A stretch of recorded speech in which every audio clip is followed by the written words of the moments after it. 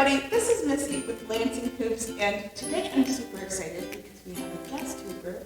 Hi, I'm Colleen. AKA Emerald Hooper. You can find her on Instagram. And this weekend I learned Colleen has never made her own hula hoop. How long have you been hooping? My 5-year anniversary is this December. Ooh, 5 years, has never made her own hula hoop. And I thought that was a crying shame. It is, it actually is, but because making hula hoops is super easy, and once you know how, it's a really fun way to gift something to a friend or to some other people that you'd like to teach how to hula hoop, or to people who you think would just have a lot of fun hooping. So today, I want to teach Colleen how to make a hula hoop, and you can follow along with me now. So now I'm going to show you and explain some of the different tools that we need, and then we'll get started. so you don't need more than this, huh? This is all you need. All right, so what I have today are 2 different kinds of hoop tubing and some of the different supplies that you need to make a hoop. So you'll see here that this tubing comes in a different thickness or a girth, how wide it is across the internal diameter. Okay.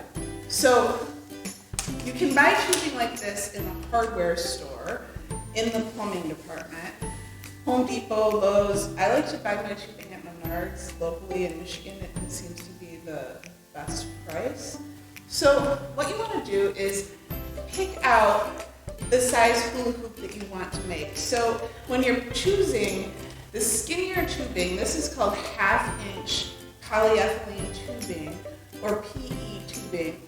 If you go to the hardware store and you ask it, you'll want to ask for 1/2 inch, and this is 115 PSI. PSI really is just how sturdy the tubing is. In our circumstance, it will end up being mattering how heavy it is. So a higher PSI creates a heavier hoop. So when you get 1/2 inch tubing, I recommend 115. When you get 3/4 inch, so when you get a thicker hoop, this is going to create a cardio hoop or a heavyweight hoop or a beginner's dance hoop. I recommend maybe your big fire hoop. Yes. Is 3/4 inch. I recommend 100 PSI. Okay. I used to use 160, which creates a really heavy hoop. It's really good for beginners, but it also creates a lot of tenderness and bruising. So anymore, I don't buy tubing that's over 100 PSI for a 3/4 inch. What you want to do is just go to your plumbing department and ask. A lot of times it's easiest just to ask where to find 3/4 inch PE tubing or 1/2 inch PE tubing. Now this tubing comes in 20 foot or 100 foot rolls. You might be able to get it in 10 foot or 50 foot rolls. This is what I've have left of a couple of different tubes, so that's why there's only so much here. But when you get it, you'll generally have enough to make several hoops. Before you get started, you'll have your tubing. You'll also need a hair dryer or really hot water, which we'll explain later. You'll need tube cutters, which you can get at your hardware store. You can use a razor blade, but these make it really easy. You'll need couplers. This is what we'll use to put your hoop together. A measuring tape, scissors, and then whatever color tape you want to use to decorate your hoop. All right, so to decide what size hoop you need, you have to determine the diameter of the hoop. The diameter is basically how tall the hoop will be when it's standing on its end like this. Yep. A lot of beginners start with hoops that are about as tall as their belly button, maybe a little bit higher, and as you've been practicing for a while, often people will size down, although it doesn't really matter. There's no correct size hoop. What you'll do is start by deciding how long or how tall do you want your hoop to be. And what you'll do then, in order to measure the correct amount of tubing, is to take the diameter of the hoop. The diameter is the distance across from side to side, and multiply that by pi, or 3.14. So if I wanted a 30-inch hoop, I would take that 30 and multiply it by 3.14. 1.14. That's going to be your length of tubing you need to cut. And that will be the length of the tubing that you need. So, once you decide how big you want your hoop to be, do you have a preference? Yeah, so 38 is probably my go-to, 38 or 39. I like big hoops. So do I. So 38 is around the biggest that I would use for half-inch tubing. Okay. You can use half-inch tubing to go bigger, but you'll start to get some wobble in the Good to hoop. know. It starts to be a little bit heavy. So if you go much bigger than 38, the 3/4 inch will hold up a little better, although they'll both go around your waist. They'll both work. So what we're going to do is measure a 38-inch hoop. Okay. We're going to do 38 times 3.1. All right, so we're going to measure a 38-inch hoop. Okay. 38 times 3.14 ends up being 119 and some change. Yeah. 0.32, I think. Yeah.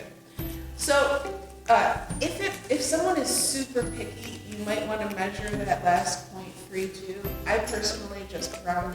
Yeah. So I round to the next closest half inch. So I would probably just do 119.5. Okay. Or 119, depending. And you can measure on the inside or you can measure on the outside. I think measuring the outside is a little easier for controlling the hoop. So you just start at one end and then measure 119 inches. So you start here and you just pull your hoop all the way around. Now I know why you have a fabric. Seamstress tape. This is why I use fabric because it's way easier. This is only 60 inches long, so I'm going to mark it with my thumb. That's super technical measurements. And then we're going to start over. So This is the real deal, though. This is how hoops get made, this people. is how hoops get made. All right, and then we're going to go all the way to 59 inches. And then you can see that this extra is just what's left over that would make it more than 38 inches. So once you have your mark, you'll take your cutters. And these are really sharp, so just be careful. And sometimes people are a little threatened to use these at first, Yeah, I've never seen them. but they're not that hard. I'll even let you do it. So you'll just put your cutters on your tubing, straight on, and the blade goes on the bottom. Then all you're going to do is squeeze and push forward at the same time, and that will cut the tubing. So I'm marking that for you here. I think I can handle it, but And you just want to try to keep your hand really straight so that the cut ends up being straight, which will help the connection line up better. Oh, you said push. Go down. There you go. It was very easy, obviously. That's it. Cool. It's that simple. These are only, I want to say like 10 or 15 bucks. I'll link to all of this stuff on Amazon. You can get tubing on Amazon, but I don't recommend it because the shipping will kill you. So you'll end up paying like $100 a roll for tubing or something. You don't need to do that. It costs much less at your local hardware store. Okay, so now you can see we have the beginning of a 38-inch hoop. Very cool. Yeah, so you can see it's the right size. So now we're at the point where we have to connect the hoop together. So remember what I told you about the couplers? That's what these are here. So the bigger coupler is for the bigger tubing, and the smaller one is for the smaller tubing. At the hardware store, will it say this is for 3/4 inch and this is for 1/2 inch specifically? Then? Yes. Okay. It'll say 1/2 inch female adapter often. Okay. So they'll have lots of different sizes, more than just these two, and they have lots of different shapes.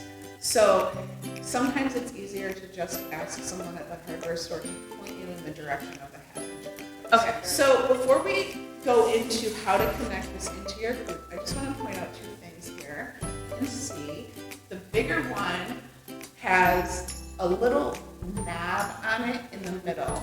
Menards couplers do not have this, but Home Depot and some of the other places do. Okay. This makes it a more secure connection, so I think for plumbing it helps keep things together.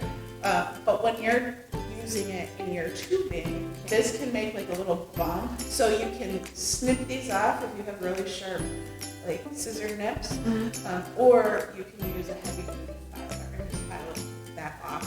It makes it a little bit easier. We're going to use the smaller one today, which doesn't have those nubs on it. And basically, to put our hoop together, we're going to insert this into this end and the other end into the other end. So there's two schools of thought on this. You can use a hair dryer to heat up your tubing. It makes it pliable so that will slide right in. Or you can dip the end of your tubing into hot or almost boiling water. That will make it pliable, and you can do it that way. I don't like the water because I always make a mess because I'm super graceful. And because it just doesn't ever seem to work quite as good as a hairdryer, and I'm super impatient. Makes sense. So what we're going to do is connect the coupler to the hoop. So my hairdryer has this nice little addition where I just like to shove it in there. If you don't have that, it's not necessary. You're just trying to heat up the end. Make sure that you don't put the plastic on the coils, okay? Because you'll melt the end of the hoop. But basically, we're just going to heat it up for about 15 seconds. Can I turn on now?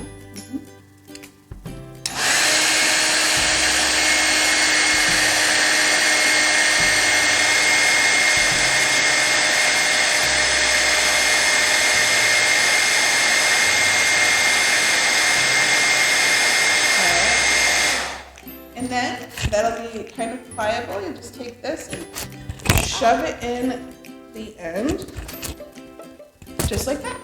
Then we're going to heat up this side. You can do that one. Okay.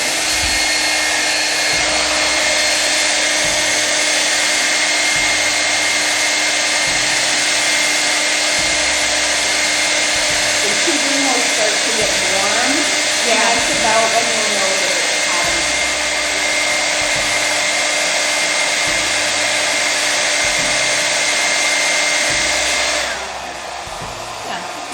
And then if you want, you can just shove these together. It would probably help if I didn't have fabric on my hand. There we go. That's it. Nice. Yeah. Cool. And then you're connected. All right. So now we're going to move in and show you how to decorate it. All right. So now what you're going to do is pick your colors, and I'm going to show you how to lay it on the hoop. You can use as many or as few colors as you want. Usually I use 2 to 3 colors. I get my tape at Menards. You can get electrical tape on Amazon. There are hoop supply stores where you can get tape. You can go to Home Depot. The reason I go to Menards is it's only $2 a roll for colored electrical tape. Yeah, that's great. So what you're going to do is take your hoop. The first thing we're going to do is tape our connection. Now, not everybody does this, but I do this just to make sure there's a little bit more just added security that the hoop isn't going to fall apart. I use black for this because black is only $1 a roll, and we're going to cover it up anyway. That so totally makes sense then. Save some money. Okay. So, here's black. Yeah. Here's some black. That's. And we're just doing this either side of the connector. So, yep, I just take this and I roll it around a couple of times just to make sure that that connection is tight and my hoop's not going to fall apart on me. That was easy enough. That's it, and then you just cut that. You can go a few times around. I try to overlap the edges so that you don't get like a big bulge where the connection is. Okay. So it sort of smooths out. But what you want to do is when you're picking out your tape, like I said, you can get electrical tape in lots of different colors at your local hardware store. There's also other tapes available online. This is a fabric tape called gaffer tape. This is nice for grip. It adds a little bit of stickiness to your hoop so it stays up, but it's a little harder to put on the hoop, so when you're beginning, you might get more wrinkles with this because there's less stretch.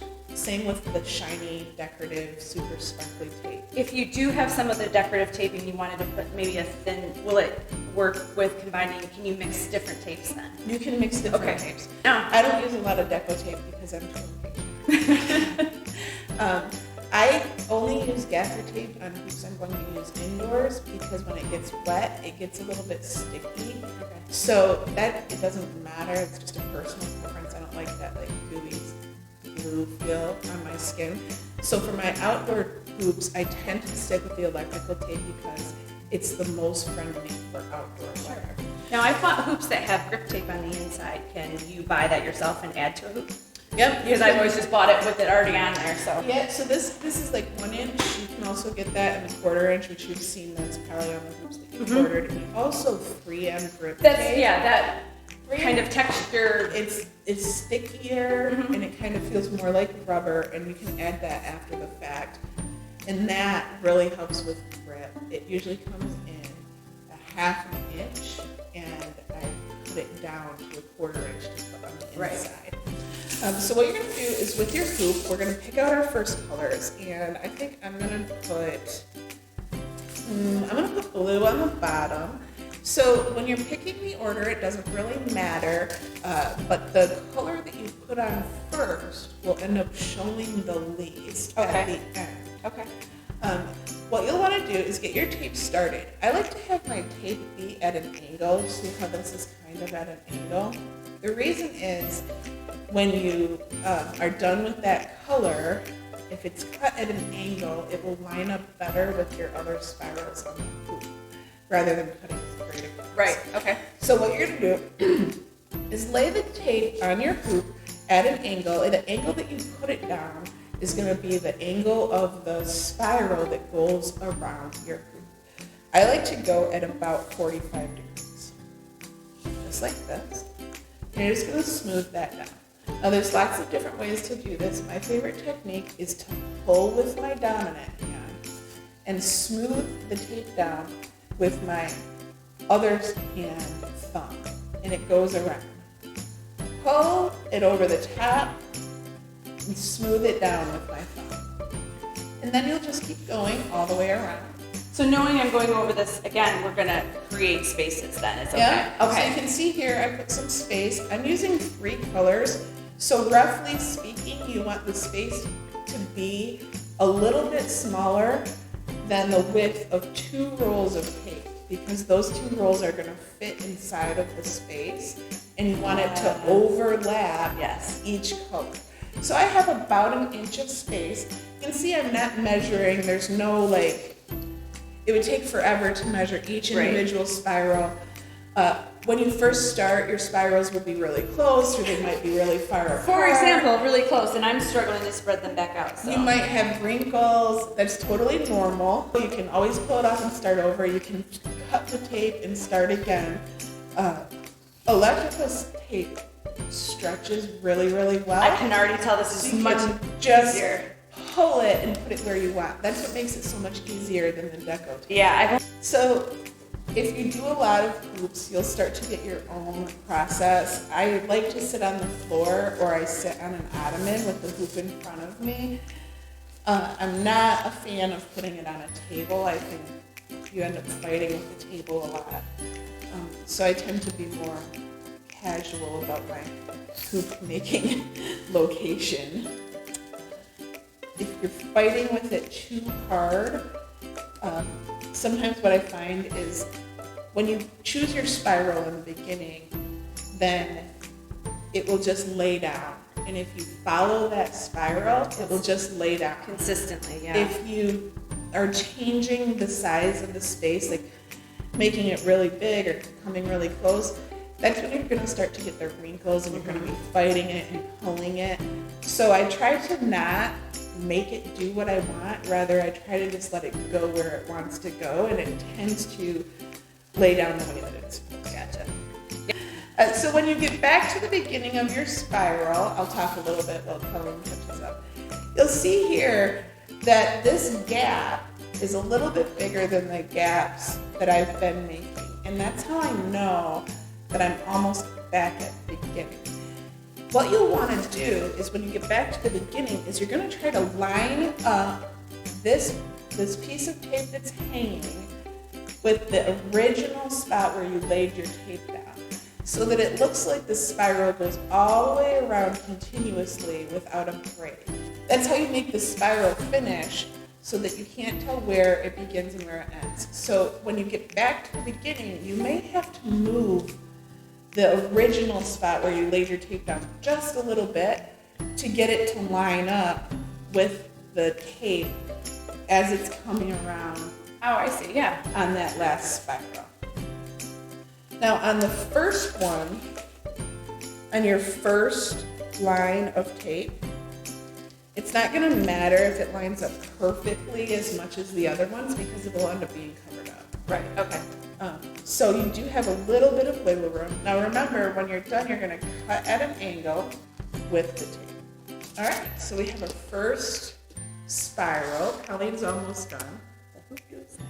So when you get to the end of a roll of tape, which will be common, Colleen's getting to the end here, there's a little piece of cardboard that's going to come off at the end of the very end of the roll. So what you'll do is just cut your tape right before that cardboard so that it continues to stick. And you'll start with another roll and line your spiral up just like I just showed you on the blue. So you cut that at an angle.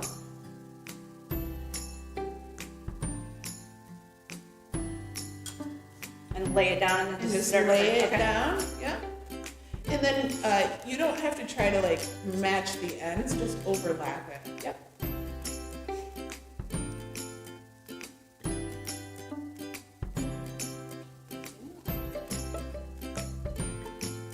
There you go. You get to the end, you just cut it at an angle and overlap it. Yeah, use your thumb to smooth it. Nice. That's it. Okay. So we have our first row done. See, goes all the way around. Again, if you're excited and you're ready to rock, you have a hula hoop. Yeah. It's ready to go. Pretty cool. You made a hoop. So we're gonna fully tape ours today. At least I'm gonna fully tape mine. Yeah, no. Yep. So you pick your next color. I'm gonna do white next because I don't know. I just like the white in the middle for some reason.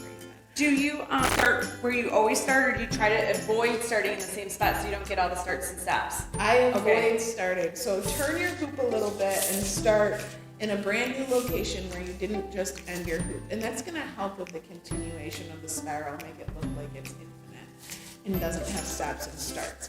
When you lay down your second piece of tape, right now I'm going to be going at the same angle. So my hoop's going to end up having the same spiral all the way around. You don't have to. You could crisscross it to create a pattern.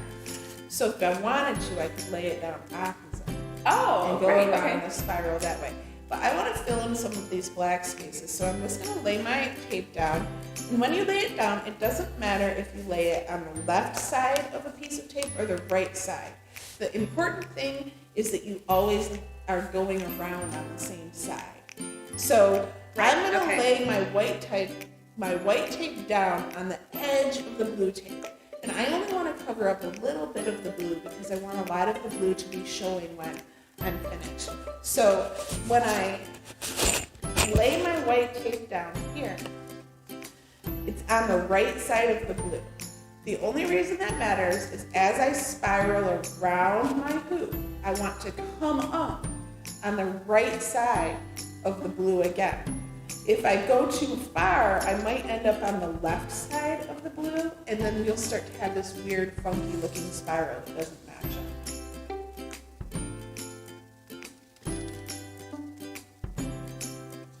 As you're lining this up, you just want to make sure that your tape continues to cover on the inside of the hoop as well. So as you're taking the spiral around, make sure that edge overlaps, not just on the out, but on the inside, so that you don't have any blank black parts showing in the end. So once you get to the beginning of your spiral, we're going to line it up just like we just did. And this one, in theory, will be a little bit easier to line up because you've had more consistent spiral. So now I just have one more color that I need to wrap to completely finish taping this hoop. So I'm going to start this tape. If you have a brand new roll of tape, you want to just cut off that tip so that it's at an angle. And then we're going to roll this on just like we did the other two layers, start in a new spot. And now remember, you're going to line it up with an edge. It doesn't matter which edge, but just stay consistent. I'm going to line up on the edge of the white. Lay that down and go all the way around. Okay, so once you have your tape laid down, I'm almost at the end here. Just have one more stripe to fill in. Bring it around. And you'll line this up just like we did on the other two. Go a little bit past. Cut it at an angle. then line that one up. That's the one that you want to have lined up as perfectly as possible because it will show. There you go. That's awesome. That looks so You pretty. have a fully taped hoop. So I think just for demonstration, I'm going to show what it looks like if we lay down an opposite color. So you have three colors here, and to make your X go in the opposite direction, what I think is easiest is to lay your hoop down, put it on opposite, and then just turn your hoop over so you can go in the normal direction of your spiral. Otherwise, if you try to spiral in the opposite direction of your handedness, it starts to get all sort of wonky. Right. Right. Just gonna end this last spiral. Okay, that's how you create a cross pattern on your. That looks awesome. I love that. All right, this is how you make your hula hoop. If you have any questions, hit me up in the comments below. Make sure you go to Instagram, follow AKA Emerald Hooper.